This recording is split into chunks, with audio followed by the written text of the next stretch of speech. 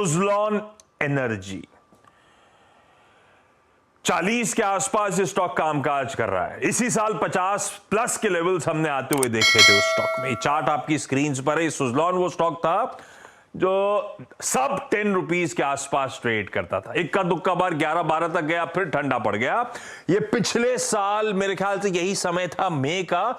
उसके बाद से एक तरफा मूव, वो 10 वाला स्टॉक 50 तक गया और अभी भी ऊपरी स्तरों पे कंसोलिडेट कर रहा है 50-40 के जोन्स के आसपास।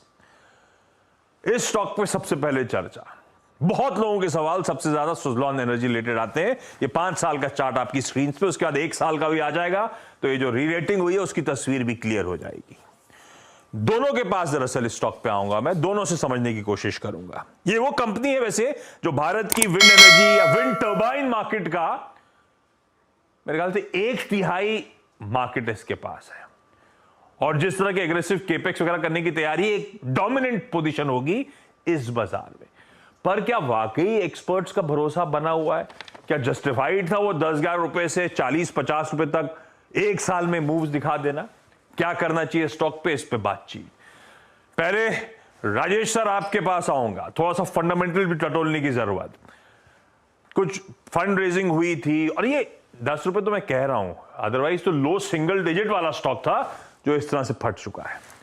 राजेश सर, आप लोग का या ओम कैपिटल का कुछ भरोसा सुजलॉन पे बढ़ा या नहीं बढ़ा? हम में से कई लोग निवेशित हैं, जानना चाहते थे कब मुनाफा बांधना है। कई लोग, अच्छा, जो स्टॉक आप डिस्कस करने वाले हैं उसमें ज्यादातर स्टॉक्स पे कई सारे लोग बोलते हैं मल्टी बैगर्स है, रखे रहो। रखना ही नहीं रखना, उसका जवाब भी चाहिए था। सुजलॉन पे राजेश सर क्या व्यू है आपका? राजेश सर, आप चार्ट रेडी रखना, मैं सुजलॉन पे चार्ट भी टटोलना चाहूंगा लॉन्ग टर्म के लिहाज से आपसे। Rajesh sir. Good morning Ashish ji, good morning रजत। आपने सही कहा कि लोगों को ऐसा लगता है कि ये मल्टी बैगर है, वो मल्टी बैगर है, ऐसे इतिहास हमेशा चलते रहते हैं। बट मेरा ये अनुभव रहा है कि मल्टी बैगर ऐसे दिखते नहीं है। आपको लगता है कि कंपनी स्ट्रांग है, आगे अच्छा परफॉर्म करेगी, बट आपको तिमाही दर तिमाही नतीजे, कंपनी की प्रोग्रेस, कंपनी के अनाउंसमेंट्स, कई चीजें देखती रहनी पड़ती हैं, उसको फॉलो रखते रहना पड़ता है, उसके बाद ही जाके मल्टी बैगर होता है। शुरुआत में ही ऐसा नहीं लगता कि 1 का 100 हो जाएगा। वो सिर्फ बाजार में स्पेक्युलेटिव बातें होती है। फंडामेंटली आपको हर क्वार्टर्स के नतीजे और बाकी चीजों पर ध्यान रखना पड़ता है। अब जहां तक सुजलॉन की बात है, 52 हफ्ते का हाई लो 8 रुपया और 50 रुपया है, तो 8 रुपया से 40 रुपया तक अभी तक का सफर है। तो आज तक में ये कहा जा सकता है कि 5 गुना हो गया है, मल्टी बैगर बिल्कुल है।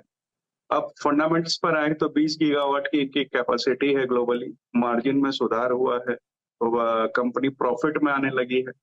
मई 23 में जो डेट इनका 1938 करोड़ के आसपास खड़ा था, वहां इन्होंने क्यूआईपी करी 2000 करोड़ की। तो शायद इस बार की बैलेंस शीट में डेट और भी कम या नहीं नेग्लिजिबल होता हुआ नजर आएगा। लेकिन दिक्कत ये है कि वैल्यूएशन अब बहुत स्ट्रेच हो गए। 40 रुपए के भाव में वो कंफर्ट नहीं आ रहा है कि इसमें खरीदारी की सलाह दी जाए। बल्कि मैं तो ये कहूंगा कि कोई अगर अच्छे मुनाफे पे बैठा है तो थोड़े बहुत मुनाफा वसूली करनी चाहिए।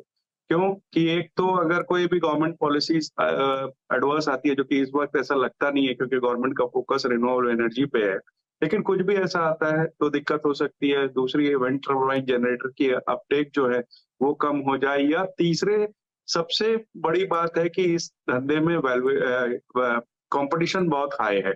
तो उस वजह से मुझे इस 40 रुपए में उतना कंफर्ट आता नहीं है। मैं यहाँ पे मुनाफा वसूली या बिक्री की ही सलाह दूं।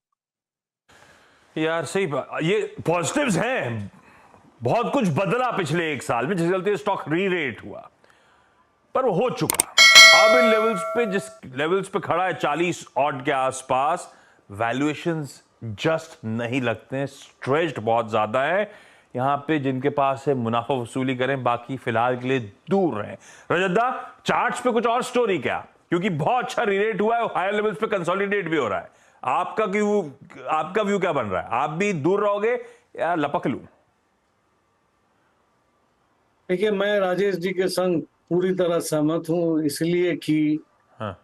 करीब 1 साल पहले ये जून का 2023 का जून का फर्स्ट वीक में ये ऊपर मारा था और 14 का लेवल पार किया था। उस टाइम पे इसमें रिकॉर्ड वॉल्यूम दिखाई दिया था।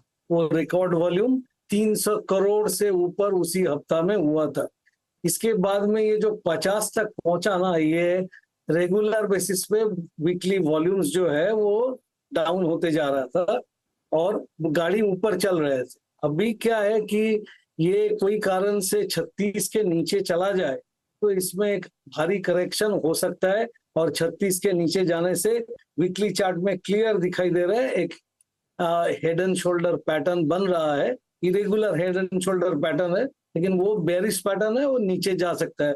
और जितना भी आप पॉजिटिव्स को कहेंगे, जैसा राजेश जी ने कहा, वो ऑलरेडी प्राइस में आ चुका है। अभी नया कुछ आएगा तो इसमें फिर से दम आ सकता है, नहीं तो मैं भी कहूंगा कि इसमें एक बार प्रॉफिट बुक कर लेना चाहिए।